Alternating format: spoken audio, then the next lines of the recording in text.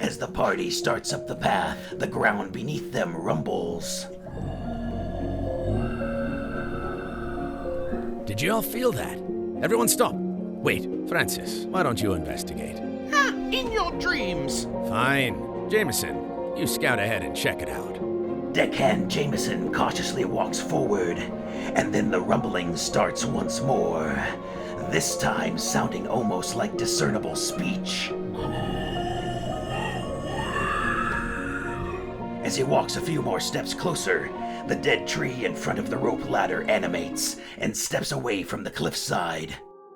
The animated tree then shouts aloud at the party. I said go away! It then swings its massive trunk of an arm and ejects Jameson's body off the edge of the cliff. Roll initiative. Okay, we got this. Eustace! You go to the left, I'll go to the right. When I give the word, we attack from both flanks. Yes, sir. The master must not be disturbed. The master? What do you think that thing is talking about? I don't know, but we better act fast. Yeah, before, someone else gets knocked off the edge, like Jameson. Well, sir, I'm always willing to take it down the hard way, though I'm open to a better suggestion. Well, we could always run away, or maybe take cover inside that small cave over there. You mean the cave behind the tree? I'm not so sure that's the best idea.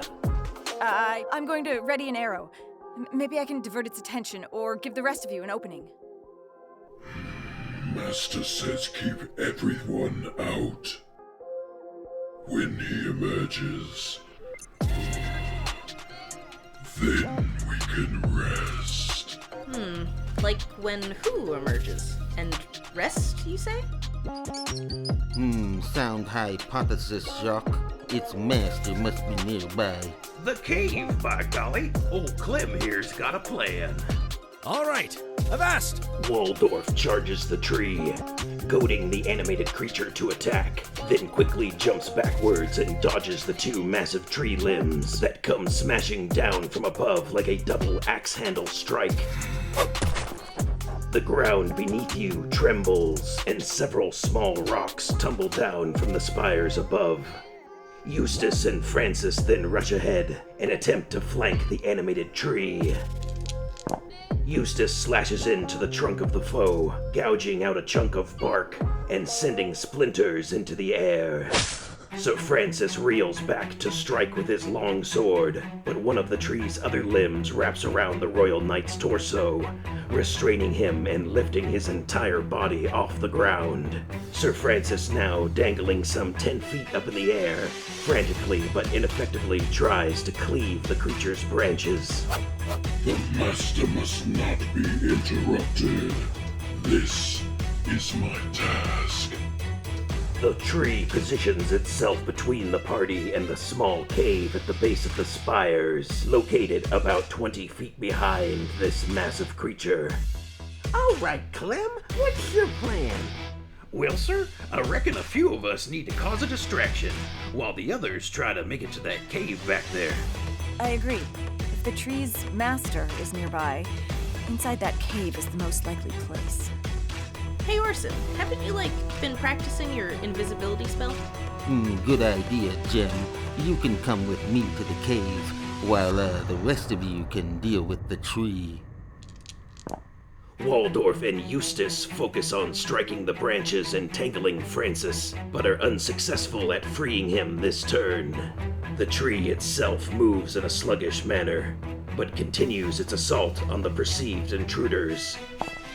Waldorf and Eustace suffer 9 points of damage each. Intruders, I said go away. This is my task. Whoa, hey, we're not intruders. We're the master's friends. Yeah, we have an appointment with the master. Appointment? You know the master? Hey, I think it's working. Keep him talking. Well, yeah, of course we know the master. In fact, we go way back. Okay, let's go, Jem.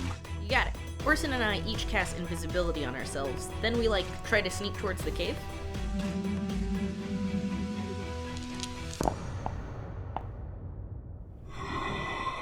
No. This must be a trick. The master said nothing about appointments. Only that I must make sure he is not disturbed. The tree then grapples both Eustace and Waldorf, restraining them in the air along with Francis. Okay, Orson and Jem, roll another stealth check as you attempt to sneak past the animated tree.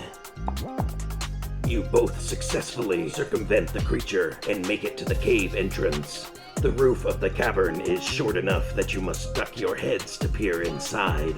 The chamber extends back approximately 10 feet, and you can see the silhouette of a humanoid figure sitting in the back corner. It looks like it is holding a small object in its lap, but there is little to no light shining inside the chamber, and the entire space is covered in spider webs. It looks like nothing has disturbed this space in a very long time. Put me down, you arboreal abomination! When the master emerges, he will know what to do with you. The tree maintains its grapple and continues to restrain Francis, Eustace, and Waldorf. Well, hey, let's not be hasty. Like we said, we're just here to talk. We don't want any trouble. Yeah, we're hoping the master could help us. That's right. And we don't mind waiting if he's currently busy. In fact, maybe we can just keep you company until the master emerges. Nice. Good thinking, Clem. Oh, well, it has been a while since anyone wanted to talk or keep me company. Most merely try to steal my branches for their nests or try to disturb the master's resting place. For many moons, I have kept the intrusive fauna at bay. Through dozens of frosts and innumerous rains, not even the Great Divide was able to make me abandon my task. The Great Divide. Does that sound familiar to any of you guys? Actually, yeah. I remember that from school. I believe it happened more than a century ago, when unstable magic split the continents of Wexark and Shazir. Oh yeah, Captain Grover mentioned that. And that it's the reason this island is now sinking into the Pollywog Swamp. Whoa. Then that means it has been guarding this place for over a century? Back to Jem and Orson. Using some quick firebolts, the two enter the cave and begin clearing the area of cobwebs and hundreds of small spiders, while the animated tree is distracted. They now realize the figure sitting against the back wall is a decomposed humanoid skeleton. A successful medicine check reveals this individual died many decades ago. The small object in its lap is a broken hand mirror with ornate silver frame. The body and head are positioned as if this humanoid died while holding and looking into this mirror. Alright, Jacques, cover us. Jem and I are going to retrieve the mirror, but carefully, of course, just in case the skeleton has any life left in him. Yeah, and we'll wrap the mirror in some cloth, so we don't accidentally look into it or cut ourselves on the broken glass. Taking great care to retrieve the mirror, you pry it from the corpse's brittle fingers. The silver frame is ornate with runes and is likely valuable, and actually feels warm to the touch. You cautiously wrap it in some cloth and avoid catching your reflection in it. After Jem stows the mirror in her pack, the skeleton slumps over and falls to the side, revealing a wand made of bone and adorned with tiny teeth tucked under where the corpse was sitting. Orson retrieves the wand and stores it in his cloak. Outside the small cave, the rest of the party does their best to keep the animated tree's attention divided. So, Mr. Tree, heard any good jokes lately? What? Jokes? Yeah, have you heard the one about the priest, the druid, and the warlock? The priest walks into a tavern and says, Priest, druids, warlocks, no. This makes little sense. This seems like some sort of trick. I have no interest in such things. Only my task.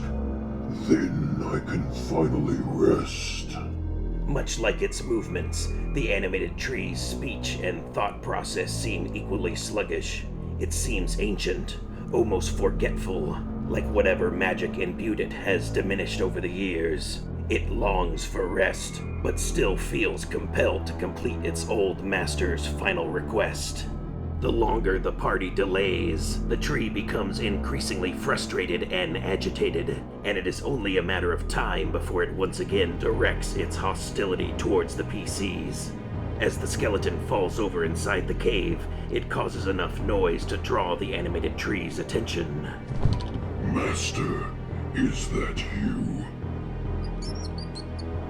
Good idea, Jacques. What did he say? That the tree outside has now heard us, and that one of us should probably pretend to be its master. Great. So, you should do that then. We can hear you, Master. Haven't I served you well? Please, may we rest now? Or what is your next request? Yes, you've done a fantastic job. You've served your purpose, and I have no further requests of you. Wait, you sound different, Master. Is everything okay? Yes, I am fine now. And thank you for your years of service. Truly, I couldn't have done it without you, but I too am now quite tired. Please, I think it's time we both rest now. And thank you again for entertaining my friends out there while I worked. They may leave, and you may sleep now. Yes, Master. But I have one request from you. Please, play me a lullaby. It has been so long since I've heard you sing. Unfortunately, my voice has weakened over the years. But my good friend Johann is out there, and he would be happy to oblige. Huh? A song? Well, sure.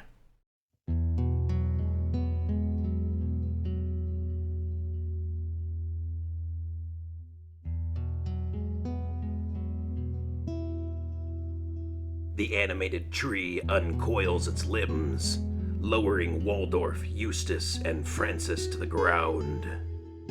It then lumbers towards the base of the spires and leans against the cliffside. Its body stiffens and recoils as the last bit of magic imbuing it slowly dissipates from its ancient and weary form. The path is now clear for the party to ascend the spires and retrieve the giant eagle eggs from the nest above.